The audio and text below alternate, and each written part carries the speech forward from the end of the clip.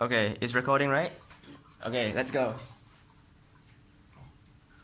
Okay, so, hello, Internet. We are the followers of Hawking. I'm YJ. This is Nelson, the prop maker. This is Wenjin, the editor. And today, we will be making this video. Yes, we love the editor, I know. We are making this video to explain everything about both the trailer and the movie itself. There will be major spoilers, okay? So let's get started. It's going to be a long video. Yeah, it's okay, I don't mind. Yeah. Okay, so let's start.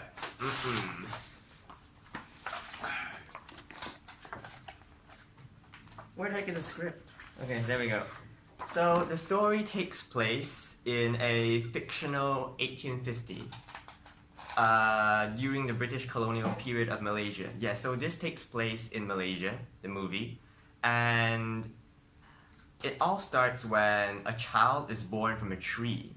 Now, the mother of the child is the tree itself, and the father of the child is Mother Nature, or Father Nature for that matter.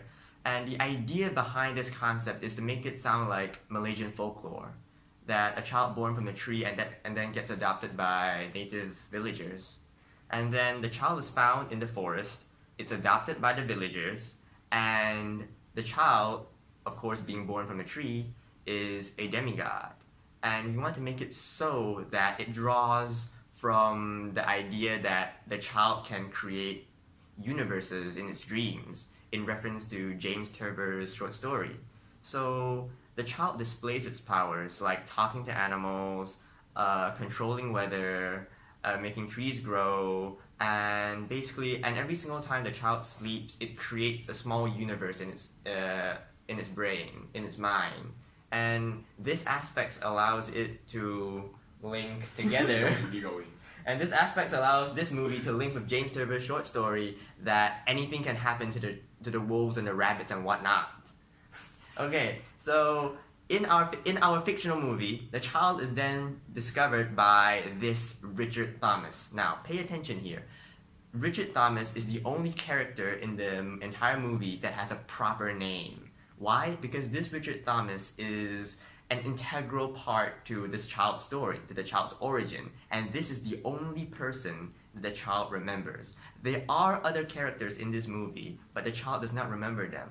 Now, you will notice later on, we intentionally drew all the characters without faces, and Richard Thomas is the only person with a name and with a face, because that's the only person that the child remembers.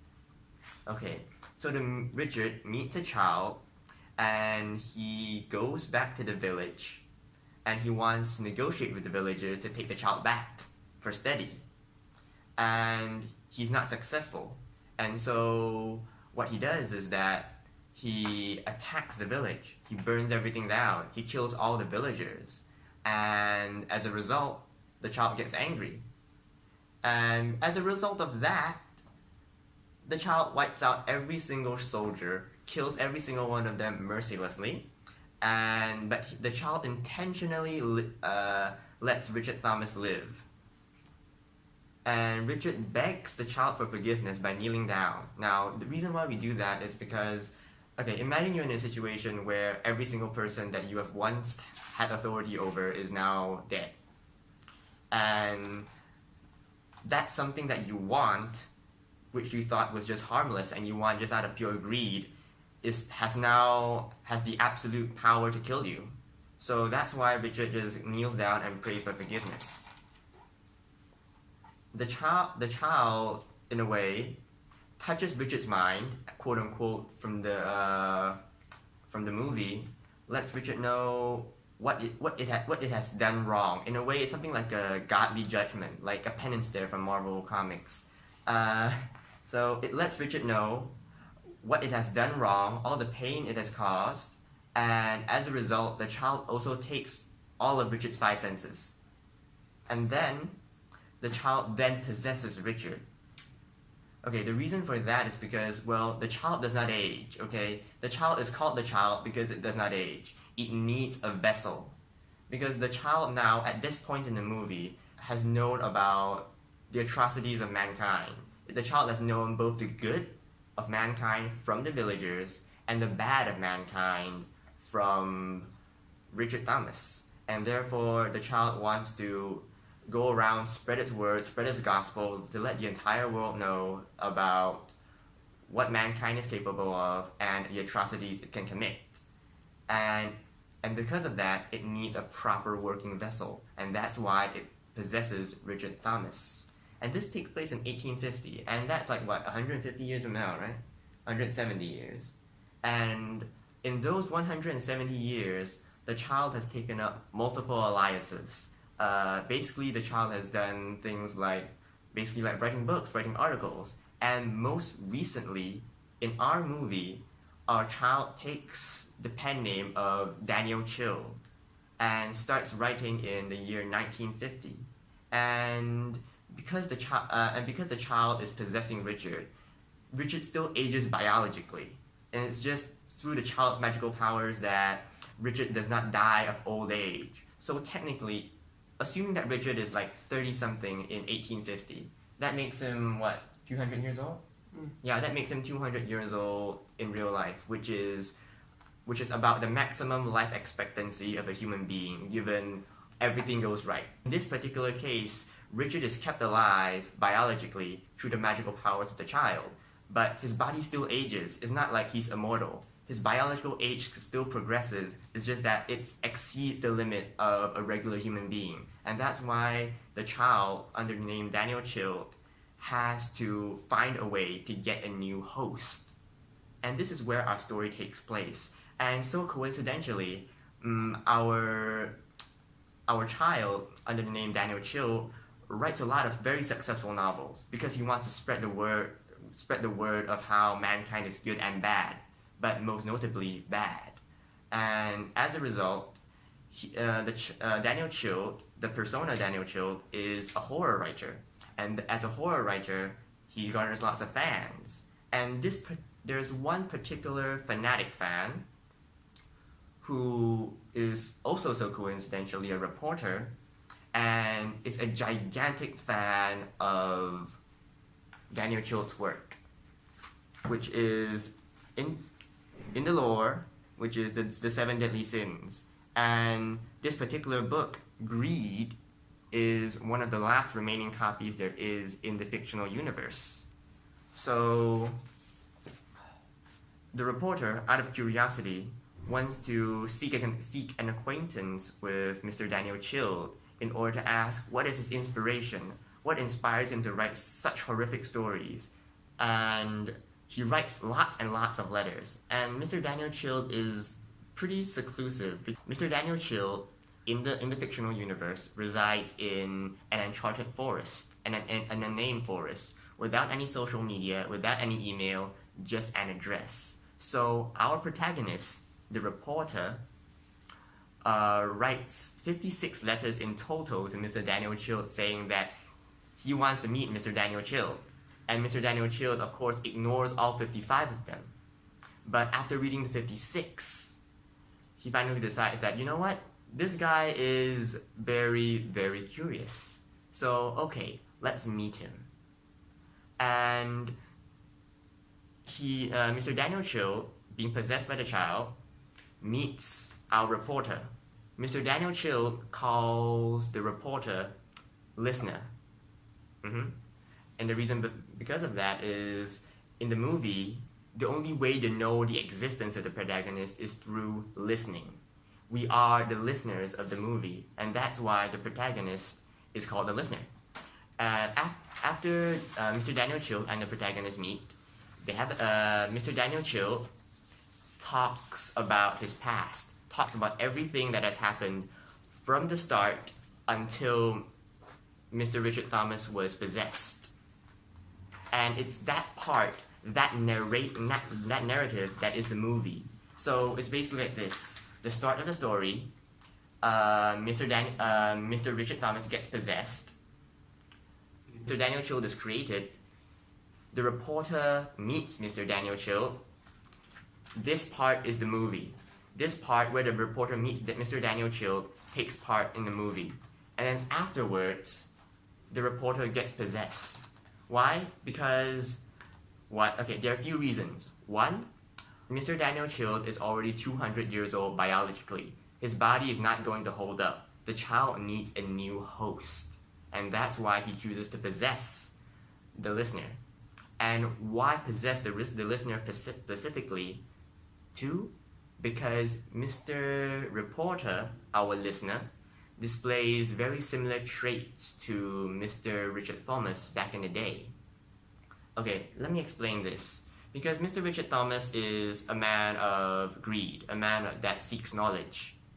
He wants to obtain the child, and then when the child doesn't want to go with him, he attacks the village. That is the line. Mr. Richard Thomas crosses the line in order to obtain knowledge that is not meant to be obtained. To draw a parallel with our listener, the reporter writes 56 letters to Mr. Daniel Chill, and when he doesn't get any letters, that is any replies. That's the line that needs to be obeyed. When you write 55 letters and you do not get a reply, you probably already know that there's something wrong. So Mr. Reporter crosses the line by writing too many letters. And that's the parallel between the reporter and Mr. Richard Thomas. So in the perception of the child, both of them are making the same mistake. And in order to prevent history from repeating itself, the child then deems our listener as a suitable host, therefore possessing him and eliminating a future threat. So the core idea behind this entire movie is that knowledge that is not meant to be obtained should not be obtained. If you try to control something that is not meant to be controlled, there's a price to be paid.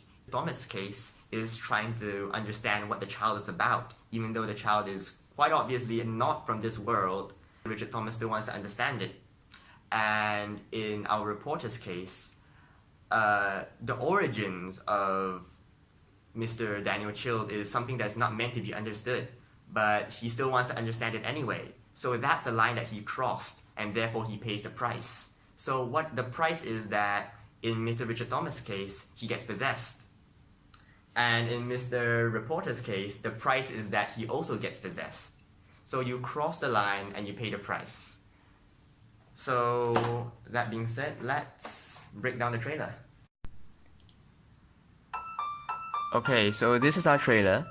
It starts off with the standard intro. So right here we decided to make this particular prop, and this is the very prop that you see before you. It's basically an old bank book that Nelson beat the absolute crap out of, and 3 black coffees and three coffee O's and 1 latte. That died the entire book. Basically, the coffee oil is just for the color and the latte is just for the aroma. Yeah, I mean, okay. If you smell the book, you can legit smell the coffee. Oh gosh. Yeah, okay, so this is Nelson's motivation for getting up every day, to smell the coffee.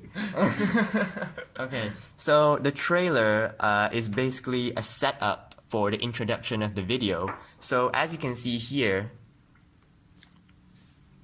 our reporter is now reading the book. This represents his absolute obsession with this particular book, and he closes the book and in a way signifies his decision to start writing letters to Mr. Daniel Chill. Yes, I know, we love the editor. Fuck you. Censor. Censor. Nope, uncensored. Okay. And then here, the reporter starts writing letters.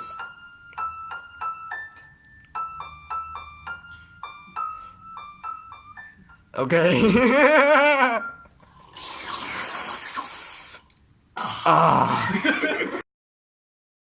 tea drinking scene was a brainchild of, I don't know who the hell it was. One of us decided to have a bright idea to write, "I love the editor," on the cup, and then Nelson had the bright idea to kiss the cup in a picture.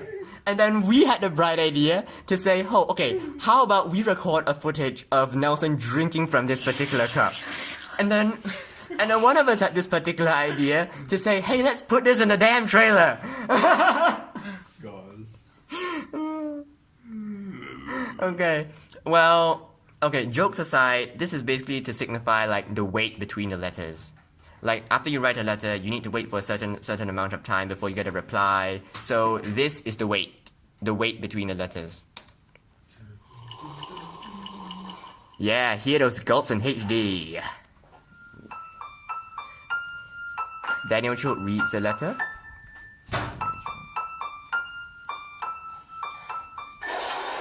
Okay, so at this point in time, Mr. Daniel Cho has already replied, and our reporter, the listener, reads it and decides to just, you know what, let's just meet our celebrity. Grabs his coat. Door slam. So you came here for a story. Allow me to meet your expectations. Okay, the line, you came here for a story, allow me to meet your expectations. This is a line that says, okay, you came here to know what you want to know. Okay, allow me to not disappoint you. I'm going to tell you every single thing that you want to know. But what is not said is the price that needs to be paid. And that is shown at the end of the video. This is still the trailer.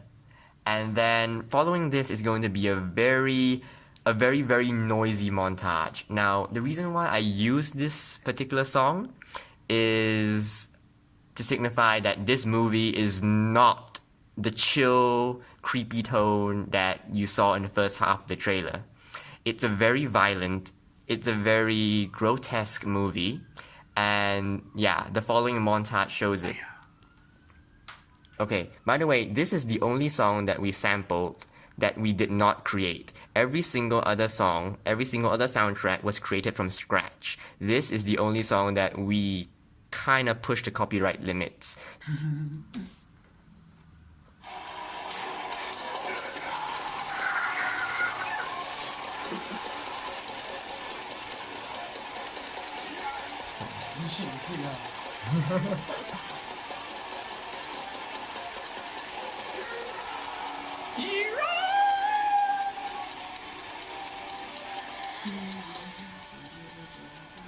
Okay, so I'm going to say this. We basically inserted a lot of scenes from the movie, but we made sure to play it in reverse. Take, for example, this one here. This is the very end of the movie, where the possession of Mr. Richard Thomas takes place. Going back in time, this is the killing of the village. Even before that, this is the invasion of the village. Yeah, this is still the invasion of the village. It goes back in reverse chronological order. This is that Mr. Richard Thomas wants to take possession of the child but gets rejected. This is the display of power of the child. Okay, this is the very birth of the child. Now, there's a very specific reason why we chose to play the song from back to front. It is basically to send a message to you that the story is meant to be listened to again and again. And in the memory of the child, he's basically remembering everything that has happened before narrating it to the listener. And yes, this video is meant to be watched multiple times. So if you just watch this video once and you feel like watching it again, thank you. From the bottom of our hearts, that is what we want. We want to create something that has rewatch value. So watch it once, watch it twice, watch it as many times as you want. It's free. Yeah, it's free. You don't need to buy ticket. No ticket needed. And okay, another reason why I chose this particular song is that it has aspects to it that sounds like a tape recorder rewinding. So this is also like another signal to say, oh, watch this video again and again.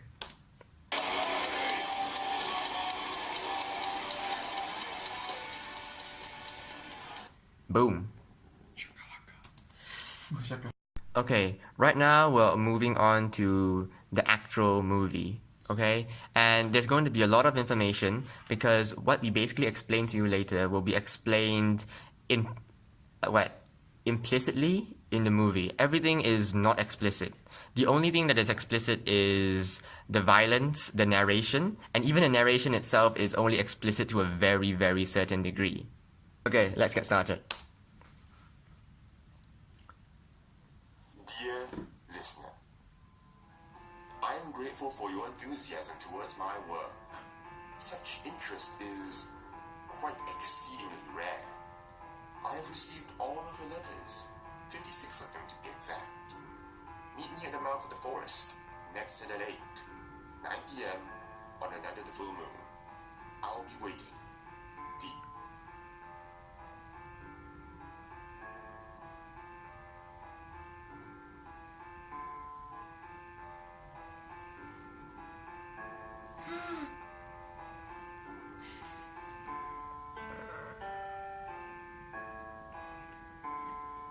What we wanted to create with the intro is to create the feeling of calm. Okay, it's kind of a way to subvert the expectations of the viewer. And the small narration at the front is actually the reply that Mr. Daniel Chill wrote to the reporter. You see this letter? Hold on.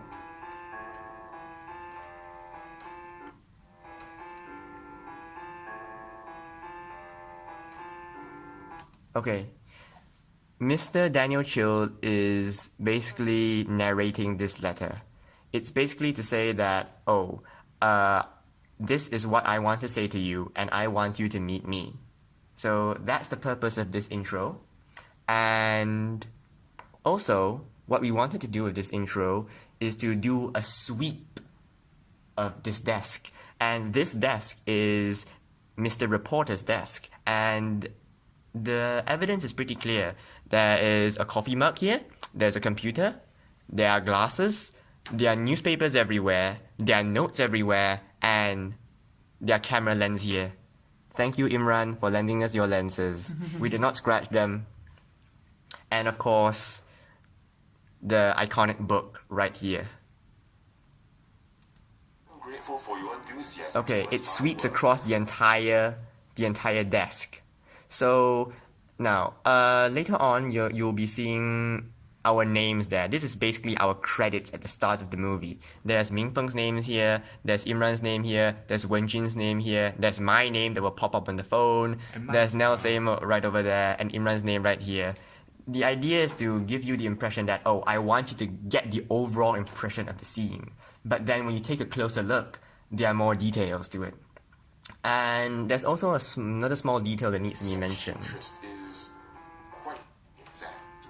Okay, the author, Mr. Daniel Chill.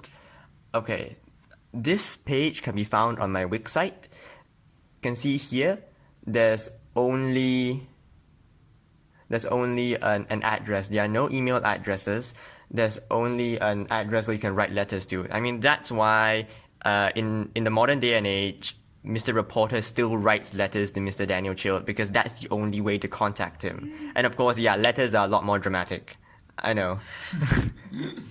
and okay, look here. Daniel Chill, otherwise known by his pen name D. Chill, has been an extensive horror writer known for his obscene interpretations of human nature. Active since 1950, Chill is proud of his notoriety, being an immortal writer that does not know how to die. So this already implies that our Mr. Daniel Chill is not a regular human being.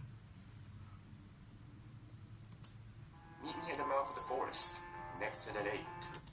Okay, and this part here, okay, this is Mingfeng's intro, and Fat guy, fat okay, guy. and these are It's fit, it's not fat, okay? yeah, fit. Big guy, big guy. Okay, and this is basically to explain our reporter's obsession with supernatural things, his obsession with Mr. Daniel Chill's work. 9 p.m. on the night of the full moon. I'll be waiting. And my name here. Now, this is to signify that Mr. Reporter left in a hurry and did not even grab his phone. And the screen lighting up as a call could be taken as his family member, a friend, trying to contact him, but he does not listen. Because Yeah, Yes. No, fuck you. Yes. You are. Yeah. This is Yongjian phone number. You can Yeah, take yeah, okay, call me, don't worry. it. Call me. Just call me baby. Hey. And then Imran's name on his lens. And right here it's a bit blurred. It says for 2018's Oscar nominee Imran Hafiz. Yeah, because Imran's an actor. And this can be like, oh, this is a gift from another person to our reporter. And that's why all these lenses are new. They're all nice and shiny, and they're just put there. And then the prop maker, Nelson's name. So you know the notorious trick of like taping up your webcam so that people can't spy on you. So we just took a random piece of masking tape and just taped it over the webcam. That this reporter is quite concerned about his privacy. And I love the editor, the letter, and then the glasses. So everything that the trailer has shown you so far is to just set up the introduction. The way we filmed the trailer was the exact same way that we left the intro. We first filmed the intro, and then we made everything in the trailer fit it. The book on the table, the glasses, the letter, everything fits the trailer.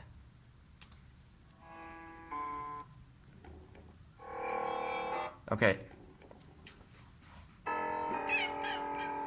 A very ominous sound. Oh, hello. You really did come all the way here. You are quite the curious one, aren't you? You really did come all the way here, and you're quite the curious one. So this signifies that the reporter has come a very long way, and he's extremely curious. The same mistake that Mr. Richard made all those years ago. Come, take a seat.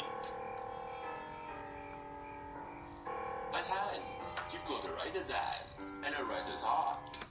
You've got a writer's hands and a writer's heart, because Mr. Daniel Chill sees the reporter as a potential successor, as a potential writer. He wants to possess this reporter and continue his writing work. And it's kind of fitting because he's a reporter. So, you came here for a story. Allow me to meet your expectations. You came here for a story, allow me to meet your expectations. Explained earlier, he came here for a story, and that's what he's going to get. But the price that needs to be paid is not stated yet. This is a story of a butterfly growing thorns, a robber in a walking prison, and a tree that has grown sideways. A butterfly growing thorns. This is a symbolism of the child losing his innocence, and a robber in a walking prison. This signifies Mr. Richard Thomas being trapped by the child, and a tree that has grown sideways. The morality of the child that has grown skewed, because the child was once upon a time very innocent, but after the very incident, the child now develops a very cynical, a very aggressive view towards humanity in general. On the little land where the sky shone clear, 12,000 times a tree saw the full moon in its years. 12,000 times a tree saw the full moon in its years. This means that the tree has been there for 1,000 years. A very, very long time, yeah. Okay, so one thing about the art style is that we want to make it look a little bit rough, a little bit cartoonish, yet a little bit old, because this is from the perception of the child. Every single flashback that you see, which is right here and later on, is from the perspective of the child. What the child sees back in the day is what you see right now. So you can't take a few things at face value. You need to take things with a grain of salt. With a flash of light and a dash of rain, a tree fell, and within it beheld an infant. Okay, so a flash of light, a dash of rain. So the tree fell during a thunderstorm. And fun fact, you know the tree falling sound, we did not copy any samples from the internet. Everything was self-made. Like the cracking sound was Nelson tearing Velcro.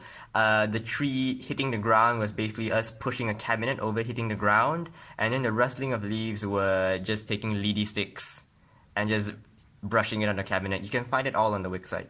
Yep, exactly. No more than 12 moons old, it was found by the villagers and was raised as their own. No more than 12 moons old. This child has the physical appearance of a 1-year-old. And it was found by the villagers, raised as their own. This shows that the villagers are kind-hearted and treats the child as one of their own. And true to Malaysian mythology, like usually when you worship a tree, okay, not to exactly say to worship a tree, when a tree is extremely old, people worship it. And when a child is born from a tree, yes, you know that some deity kind of thing is going on. So naturally, they would take care of the child and treat it like, respectfully. And this figure right here is a mother figure that we created just for the sake of the story. It has no name, it has no face. As with all the other villages, it's just there to propel the story. And take note of the mother's appearance right now. And take note of the appearance of the tree. The idea is to make the tree look like a pregnant lady, which I hope we did. And the mother right now looks relatively young, and later on in the story, the mother will be old. This is to signify the passing of time. As their own, for it did not age and did not grow, blessed with eternal youth, they named it the child. So this is how the child got its name, because it did not age and did not grow. Kind-hearted the villagers were, and the child played, pranced, and frolicked. And although a single word the child couldn't say, speaking with the animals it was doing every day. Okay, speaking of the animals, so this is to signify the bond and attraction that the child has with the animals, and this is something like an influence towards a child's dreams when it creates its small universes inside its head. And with a whim and a laugh came the rain and wind. With a thought and a giggle grew the trees and flowers. And Okay, so this is to say that the child has a lot of control over the weather, over the earth, and this could explain all the natural disasters that happen to the wolves in James Turber's short story. at night, under the starless sky, the child would sleep. And with every dream marked a new light in the sky. With every dream marked a new light in the sky. Every time the child slept and dreamt, a new universe is born inside the child's mind. Or a new universe is born literally. For many moons and many stars, the sky smiled, the earth danced. All was good. Pay attention to this particular line. The sky smiled, the earth danced, all was good. This is basically the child's way of relating to the past and saying that, oh, once upon a time, everything was all nice and happy. And then later on, you will see a few variations of this particular line, and this will signify the child's change in mentality towards the world. But then came one Richard Thomas, who saw this little child and grew fascinated with its powers. Who saw this little child and grew fascinated with his powers. So this is part one of the mistake that Mr. Richard made. He is not supposed to try to understand what this child is about, but he wants to understand it anyway. And it's kind of fitting because the book that Mr. Reporter, our listener, is so obsessed about is titled The 7 Deadly Sins, Greed, which is the fundamental mistake that both of them make. So another theme in our story is that greed can be stemmed from knowledge, and it's knowledge that these two characters, Mr. Richard Thomas and Mr. Reporter, are after. And because of that, they are so obsessed with this knowledge, they submit to greed, and therefore they make the mistake and pay the price. Richard followed the child home and was welcomed with open arms. To a dinner they sat and had a chat, and Richard made it known that his eyes were a nun, but the one with the eyes that sparkled.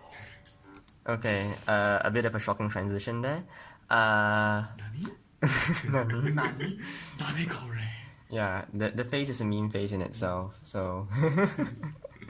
So, Richard made it known that his eyes were a nun, but the one with the eyes that sparkled. So, this is to signify the innocence of the child. So, you can see here, the camera angle focuses on the child, and Richard's image is seen from the child. Richard is looking straight at the child, and the child is looking straight at Richard.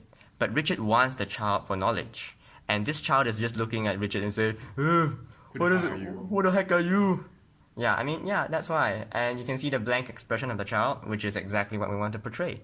And another small detail is that all the villagers are dressed in very plain colors. Are dressed in all very plain colors, very down-to-earth colors. Well, while Richard is wearing the standard brown tan uniform of a British soldier back in the day. And the child right now is just plain white with just a few shadows. And then later on in the story, the child is going to be, no racism intended, black. And Richard made it known that sparkled.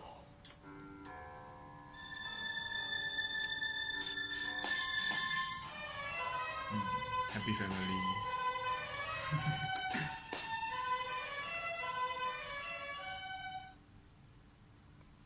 So this particular scene illustrates the line that Mr. Richard has crossed. He now wants to take the child by force, although the child doesn't want to go. Silent moment. Yeah, in this particular scene. He wants to take the child by force, but the child doesn't want to go with him.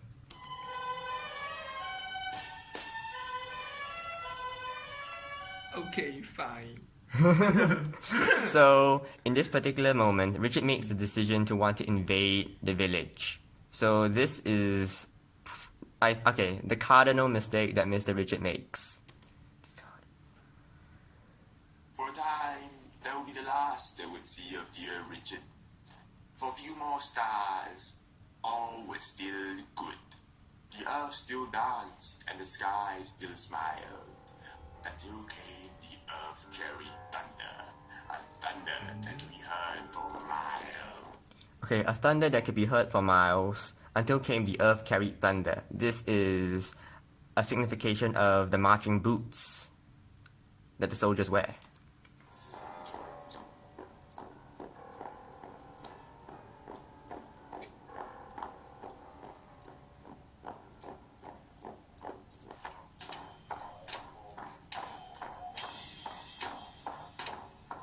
The sound of steel and fire were all that were heard. The sight of bodies falling and homes burning were all that was seen.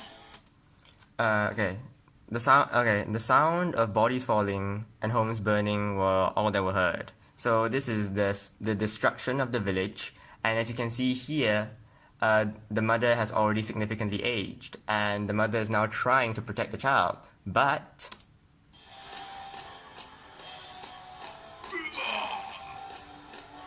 the mother gets stabbed. Yep.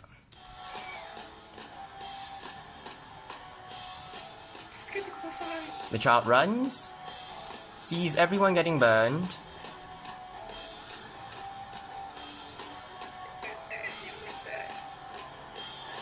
The child falls over.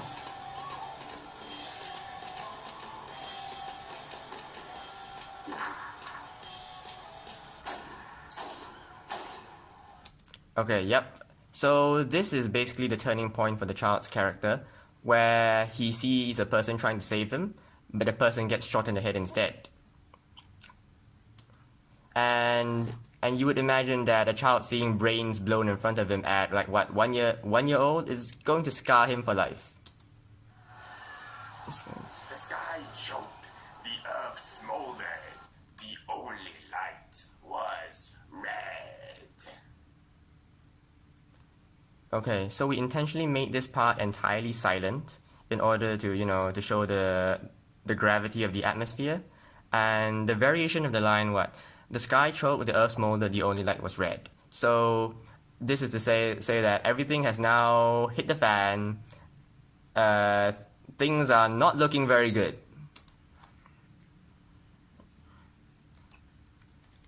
Wait.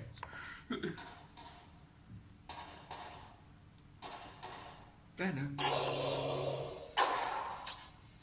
Okay, so this is the part where the child starts retaliating on the villagers.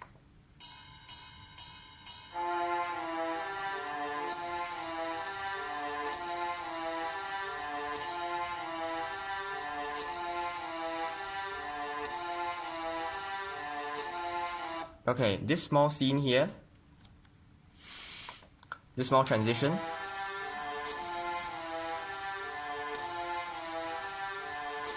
this small transition is to signify that what you see here is basically what the soldier sees.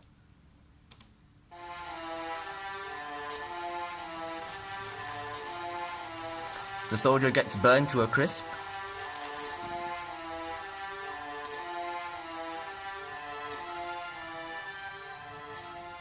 Sky no longer smiled, the earth no longer danced. The light had no colors at all.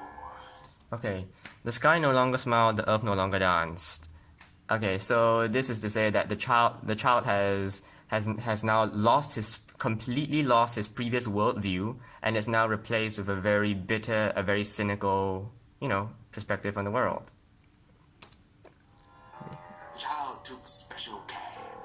This one Richard Thomas still had breath. Bloody and battered, skin burned to a crisp, kneeling down for forgiveness and begged for salvation did he.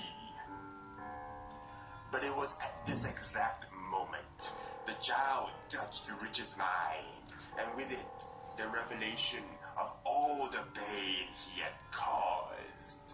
Okay, this is the part where the child possesses Richard, and when I say touched his mind, I mean possessed. And the child also showed him every single thing, all the pain that he has caused. And two gave him a purpose. That is to spread the will and words of this angry child that is out for more. To spread the will and words of the angry child that is out for more, because now the child is out with a message that the child wants to prove, to say that human nature is very flawed. People can be very bad at times, and that's what the child wants, and therefore the child needs a vessel, and therefore he takes Mr. Richard Thomas as a vessel. And from a philosophical sense, this is where Mr. Richard Thomas, quote unquote, dies, because right now a new persona is formed, the persona of Mr. Richard Thomas plus the child. So later on, you're going to see the narration that Mr. Daniel Chill no longer refers to this particular character as himself. He refers to this character in third person, signifying that he no longer has any connection with this person, and the person that is speaking to the reporter is a combination of both the child and Mr. Richard Thomas. And in our current time, it takes the name of Mr. Daniel Chilled. The child took his sight and his hearing, but I can still see and hear all that it allows me to. He lost his voice and his smell, but I can still smell that you, my friend, have a lot of questions to voice. Okay, he lost his sight and his smell, but I can still see and smell. But I can still see and hear. So when he said he refers to Richard Thomas, but I is now the combination of both Richard Thomas and the child. And how does a child still see, smell, hear, and do everything that that can be done without any five senses? Well, this is because the voice that you now hear is the voice of the child.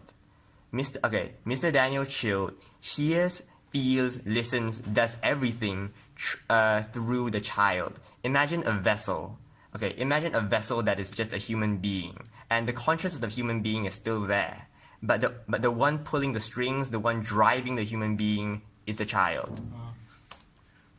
I like to imagine time loops again and again. While that statement may seem redundant for some, it strikes true for others. Time loops again and again. It strikes true. It's redundant for some, but strikes true for others. Redundant for some because it's redundant to Mr. Richard Thomas's body because his body is now deteriorating. But strikes true for others because in the child's case, he sees history repeating itself. That our reporter is now making the same mistake as Mr. Richard once did.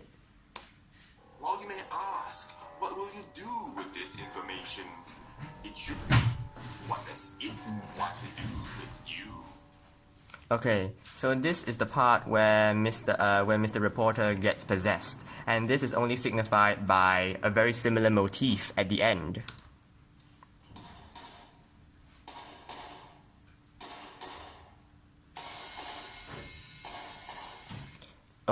For those of you who think that this is familiar, yes, because you have heard it before.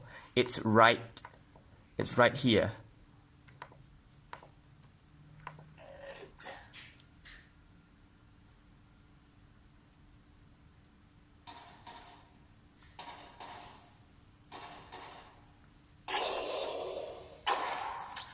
So the first time you heard that particular motif is when the child is getting ready to kill everyone. And the second time you hear it, it signifies the possession of Mr. Reporter. And so the similarity motifs is basically to say that, oh, something bad has happened. So that basically does it for this video. And I hope you understand everything now about this movie and trailer. And I hope you had as much fun watching it as we did making it. Thank you very much.